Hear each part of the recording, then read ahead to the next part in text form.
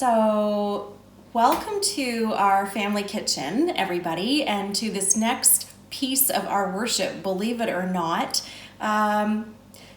Thinking about what it is to prepare for Christmas, but in a really sweet kind of way, pun entirely intended, as I'm going to show you sort of, although really sped up, like a cooking show or a baking show, the best kind of great Christ first baking show. What it is to make my granny's Christmas pudding. This was my mother's mother, and you may remember from, I forget what day of the ABCs of Advent that Victoria put out for us, that this was one of the recipes that was featured, and I said in there that in this recipe, which is actually here, typed out by my mom many, many years ago, it has everything that my granny wrote out for her, and then my mom's notes, and then at the bottom, good luck and enjoy. So we're gonna do our best to piece it together, and then I'll try to give you just in a little nugget why I think this making of Christmas pudding is kind of like preparing for Christmas and waiting for Jesus all over again. So it's actually really simple to do, even though I've totally cheated for the sake of recording this, and I've done all the weighing out in advance. But I'm just going to tell you what I'm putting in the great big bowl before we start to mix it. So it starts with, and these are all old measurements for all you youngins out there, but nonetheless, it's half a pound of breadcrumbs, gluten-free, so everybody can enjoy. Half a pound of currants, and if you're asking yourself what's the difference between a currant and a raisin, I don't know. But half a pound of currants, I really don't know. Half a pound of flour. I was really hoping that we'd be doing this live for everybody, and Victoria and I each were gonna do this together and have aprons, but you know, maybe another year. Half a pound of raisins, which the woman behind the camera doesn't like apparently, because I offered her some and she didn't want any. Actually calls for something called suet, which I can't bear to put in, or you probably would even find. This is half a pound, this is not heart friendly, of vegetable shortening. In it goes. Half a pound of mixed peel. I'm cheating and putting in prepared, what is this called? Mixed cherries and fruit and stuff. I don't know. I bought it this way. Bloop. Get the juice. Don't forget the juice. Okay. Half a pound of sugar. And I hope I'm doing this right. Yep. Because I'm just kind of going through the ingredients and then thinking about the directions. It calls for salt. A little bit of salt. Calls for allspice. All the spices. Calls for cinnamon, just a teaspoon of that. Baking powder, I've never baked so fast in my whole life. A quarter pound of almonds. These are just sliced almonds. You can go as small as you want, just don't make them ground because then it'd be way too dry. So it says put all dry ingredients in a basin, which my mom translated to bowl, great big bowl. And then you start to mix it all up.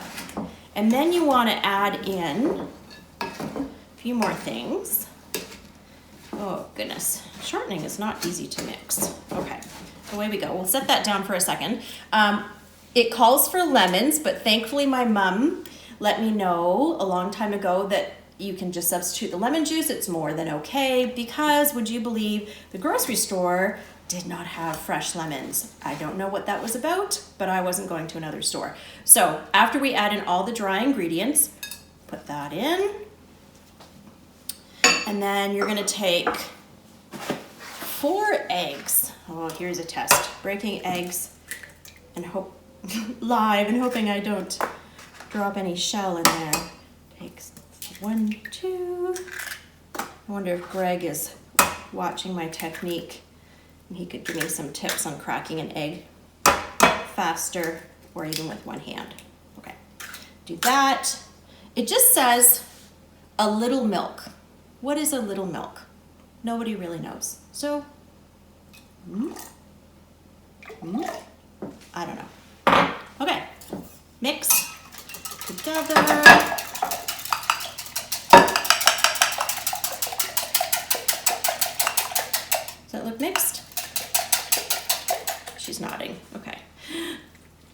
go.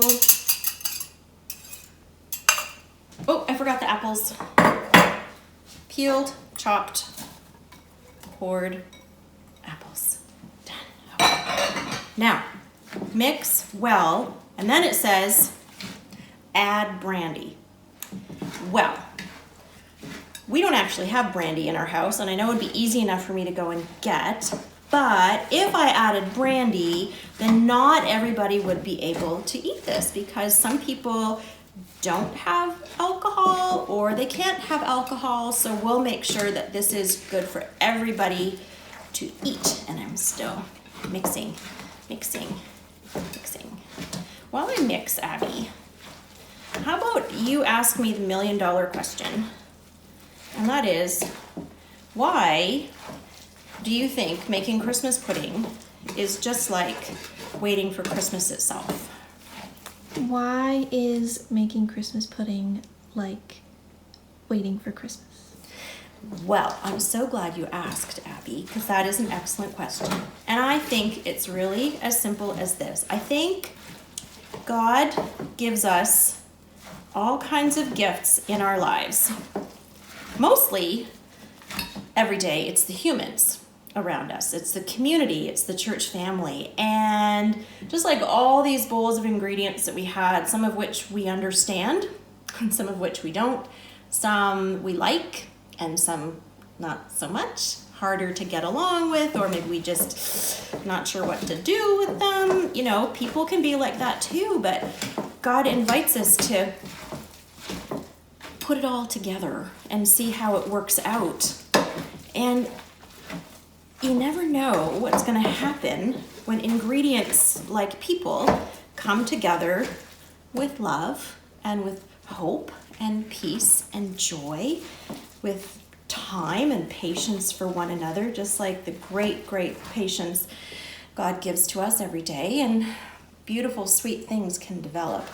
But here's the other great big thing too about this, and it's the last instruction, the last 2 lines here. It says, steam for 4 hours, which means I'm going to take this, oh my goodness, enormous batch of unbaked Christmas pudding, and I'm actually not going to bake it. I'm going to put it in a great big pot on the stove.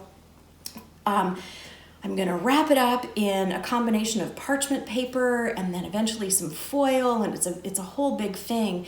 And then we wait for 4 hours, and then we set it aside. And then it says, again, steam for 4 hours when going to use. 8 hours of steaming. That's a lot of time that it takes. This is not just some overnight thing where we suddenly toss a bunch of things together and instantly get where we're supposed to go. Advent is like that too. We've been waiting for such a long time for this pudding, for this beautiful, sweet story of the birth of Jesus to come and be real for us. And sometimes it can feel really hard to wait when we have hard things going on in our life, and all we want is for it to just be fixed, or we just want it to just be ready. And somehow God is saying, I will wait with you through it all. The one that you are waiting for, that beautiful Christ child, is the one who is already here walking with you in every single step of your journey. What feels like maybe a bit of a messy message is the most beautiful story that God writes every season all over again. And it's for each and every one of us, all here in this great big bowl of life called family together.